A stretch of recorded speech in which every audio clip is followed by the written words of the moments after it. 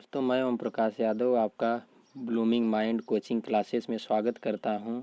Education makes your future bright. Education आपके भविष्य को उजाला बना सकता है, इसलिए आप जहां भी कहीं हैं पढ़ते रहिए। जिस भी स्तर पे हैं पढ़ते रहिए, या जो भी आपका काम है उस काम को करते रहें। तो आज का मोटिवेशन कोट है, ज़िंदगी मिली है एक बार, हमें कुछ कर दिखाना है। अब वीडियो में आगे हम लोग बैंक, उसकी स्थापना और उसके हेडक्वार्टर के विषय में बात करेंगे। जो पहले इस प्रकार है, पहले हम जितने भी बैंकों की बात करेंगे उन सब का जो मुख्यालय है वो मुंबई रहेगा, अर्थात जो भी हेडक्वार्टर है वो मुंबई रहेगा। चाहे वो कोई सा भी बैंक हो, चाहे उसका इस्टेब्लिशमेंट कभी भी हुआ हो, इससे कोई मतलब नहीं है। तो सबसे पहले हम लोग देखते हैं, आपका आता है bank of India. Bank of India की स्थापना 1906 में होती है, और इसके बाद सेंट्रल बैंक ऑफ इंडिया की स्थापना होती है आपका 1911 में।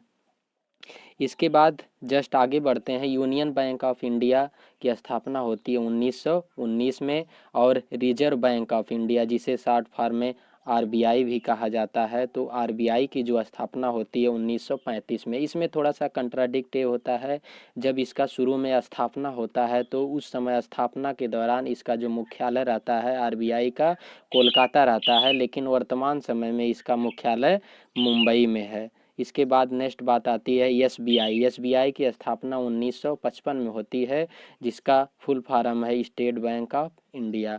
और इसके बाद आईसीआईसी की स्थापना 1955 में होती है, और आईडीबीआई की स्थापना 1964 में होती है। तो आईसीआईसी का जो फुल फॉर्म है Indian credit and investment corporation, और जो आईडीबीआई का फुल फॉर्म है वो है आपका industrial development bank of India. इसके बाद आगे बढ़ते हैं, एचडीएफसी, जिसकी स्थापना होती है सन 1994 में, और इसका जो फुल फॉर्म है हाउसिंग डेवलपमेंट फाइनेंस कॉरपोरेशन। इसके बाद में आता है कोटक महिंद्रा, जिसकी स्थापना सन 2003 में होती है, और इसके बाद एक्सिस बैंक की स्थापना 2007 में होती है, और जो आपका आईडीएफसी बैंक है उसका जो स्थापना होता है वो 2015 में होता है। आईडीएफसी बैंक का स्थापना 2015 में होता है, और इसका जो फुल फॉर्म है वो है इंडियन डेवलपमेंट फाइनेंस कंपनी। और इसके बाद में नेक्स्ट आते हैं,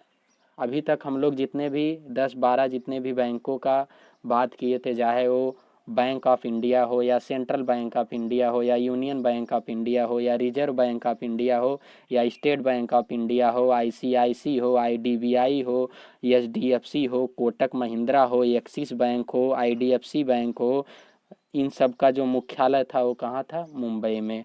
अब हम लोग 3-4 बैंकों की बात करेंगे जिसका जो मुख्यालय है न्यू दिल्ली में है। तो हेड क्वार्टर कहाँ पे है आपका? न्यू दिल्ली में हेड क्वार्टर है। तो पहला बैंक है पीएनबी, जिसकी स्थापना होती है 1894 में, तो जिसका फुल फॉर्म है पंजाब नेशनल बैंक। इसके बाद में बात आता है पंजाब एंड सिंध बैंक, जिसकी स्थापना होती है 1908 में। इसके बाद में आता है इंडिया पोस्ट पेमेंट बैंक, जिसकी स्थापना अभी हाल ही में होती है 2018 में होती है। अब हम लोग बात करेंगे ऐसे बैंकों की जिनका मुख्यालय लखनऊ है। तो इसमें एक ही मेन बैंक है जिसका मुख्यालय लखनऊ में है। ये हमें याद करना इसलिए ज़रूरी है क्योंकि अधिकांश बैंकों का मुख्यालय मुंबई होता है, या तो कुछ का कोलकाता होता है, या तो नई दिल्ली होता है, लेकिन इसका जो मुख्यालय है वो कहाँ पे है आपका? लखनऊ में है। तो इस बैंक का नाम है सिडबी बैंक, और जिसका फुल फॉर्म है small industries development bank of India, और जिसकी स्थापना होती है 1990 में। इसका फुल फॉर्म देख लेते हैं,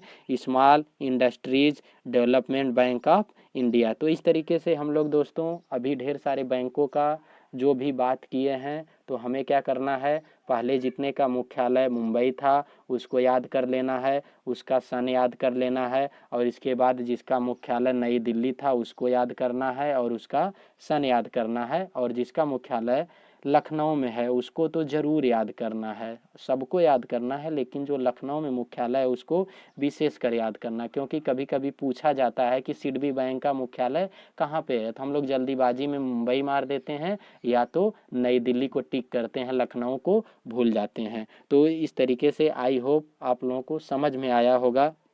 इसके बाद में दोस्तों बात करते हैं कि आपको क्या करना है, जो भी पढ़ाया जाता है या जो भी आप कहीं से भी पढ़ते हैं उसको रिवीजन करिए। देखिए आप कितना पढ़ते हो मायने नहीं करता, आप कितना रिवीजन करते हैं वो डिपेंड करता है, वही आपकी स्टडी को ब्राइट करता है। अन्यथा पढ़ने के लोग रामायण और गीता पढ़ डालते हैं, लेकिन याद होने को उनको एक दो चौपाई या एक दो दोहे ही याद रहते हैं। तो दोस्तों नमस्ते।